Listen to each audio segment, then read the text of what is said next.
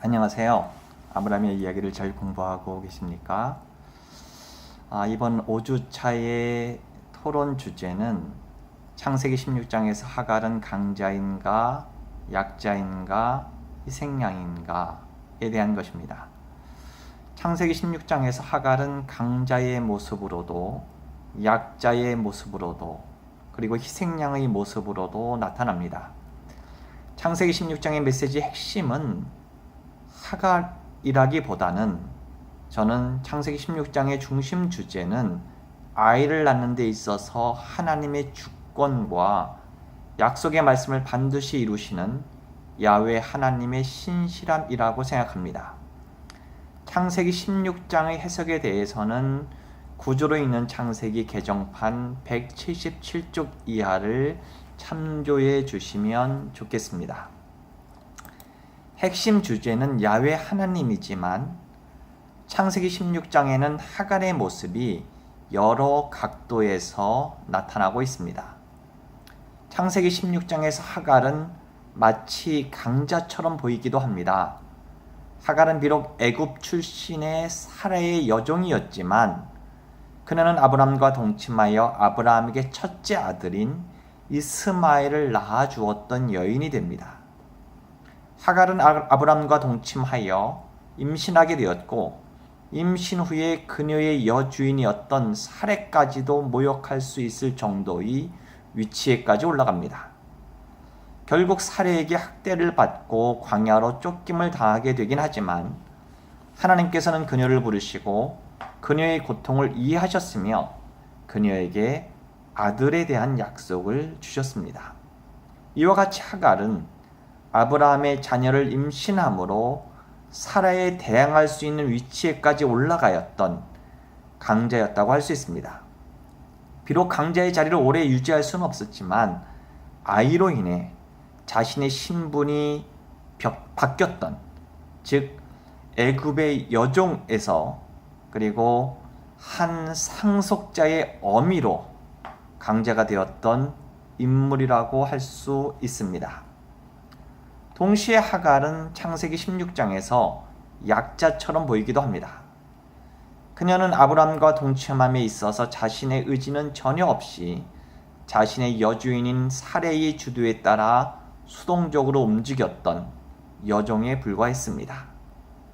고대 근동에서 본부인이 자녀가 없을 때는 여종을 통해 아들을 얻을 수 있었고 그 아들은 상속자가 되었습니다. 만약 그 후에 본부인이 아들을 낳는다면 본부인의 아들이 상속자가 되었지만 여종에게서 먼저 난 아들에게도 일정 부분의 재산과 자녀로서의 권한을 주어야만 했습니다. 하갈은 아브라함의 잠재적인 상속자를 임신했습니다. 그러므로 그 상속자의 어머니였던 하갈도 이제 여종의 위치에서 벗어나게 된 것입니다. 그러나 하갈은 사례에 의해 그 집에서 쫓겨나는 신세가 됩니다. 사례는 하갈을 학대했습니다.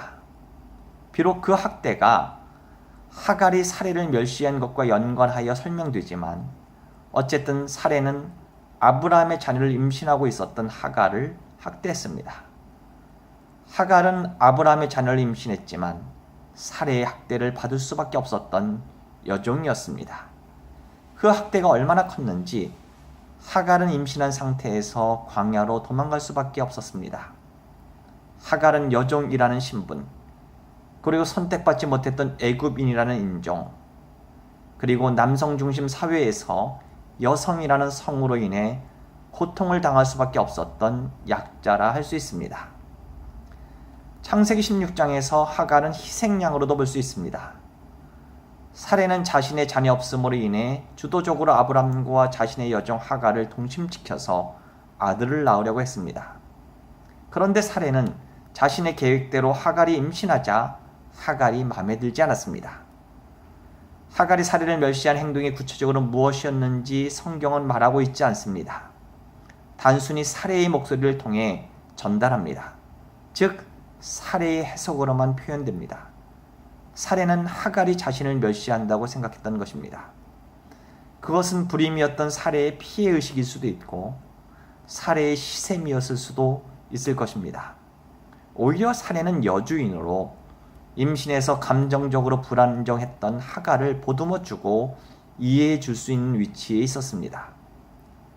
아브라함의 자녀를 낳을 여인이었기에 자녀를 위하는 마음으로 하갈을 포용해주면 더욱 좋지 않았을까 생각합니다.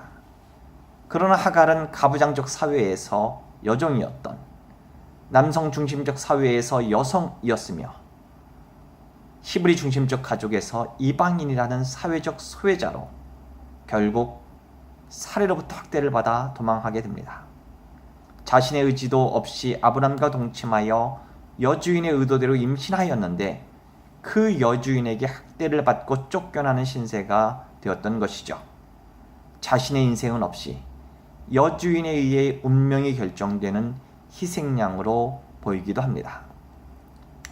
성경의 많은 부분들은 독자들에게 이렇게 해석하라는 단서를 제공합니다.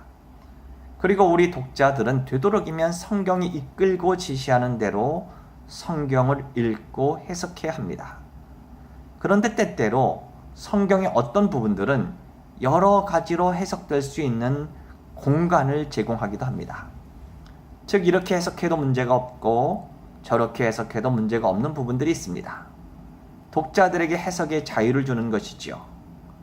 성경이 독자들에게 해석의 자유를 주는 것은 성경의 해석에 있어서 독자의 참여를 통해 독자의 역할을 제공하는 것이라 할 수 있습니다.